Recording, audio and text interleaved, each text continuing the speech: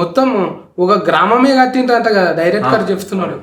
ఓ చిన్న గ్రామం కట్టాం అంటే దానికి తగ్గట్టు మేము ప్లాన్ చేసుకుని కట్టాం.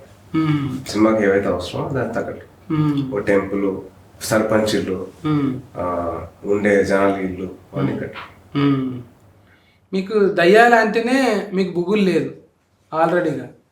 హనుమాన్ల భక్తుడే కదా మీరు, అయినప్పుడు మీకేం బుగులు? పిలిస్తే రారు కదా. ఇప్పుడు అంటే క్లోజ్గా ఉండి మొత్తానికి అంటే బయట తీస్తే తిఫలు అయితే నిజంగా బుగులు పడతారు అని సెట్ వేసిరంటగా. సెట్ వేసాం, అన్ని ప్రాపర్గా ప్లాన్ చేసాం. కథకి ఏవైతే అవసరం, కథకి జోగ్రఫీ ఎలా కావాలి, దాంట్లో ఎవరిల్లు ఎక్కడ ఉండాలి, టెంపుల్ ఎక్కడ ఉండాలి, దాని ప్రకారంగా ప్లాన్ చేసుకొని సెట్ వేసి ప్రతిదీ సెటప్ అయ్యి. ఎందుకంటే ఇంకోటి 1979 to 1991 అప్పట్లో జరిగే కదా. సో దానికి తగ్గట్టు మేము ప్లాన్ చేసుకోవాలి. అప్పట్లో సెల్ ఫోన్స్ ఉండవు, సెల్ ఫోన్ టవర్స్ ఉండవు, అవి లేకుండా చూసుకోవాలి. పైగా ఆ పోల్స్ ఉండవు, కరెంట్ వైర్స్ ఉండవు. దాన్ని అవన్నీ ప్లాన్ చేసుకొని ప్రాపర్గా చూసుకొని అవన్నీ లేకుండా మేము సెట్ వేసుకొని దాన్ని చేసుకోవాలి ప్లాన్. చేతిలో దివిటి పట్టుకున్నావు కదా, ఎప్పుడన్నా ఎటుకెళ్ళి కాలిపోయినాయి దగ్గర పట్టుకుంటే? లేదండి.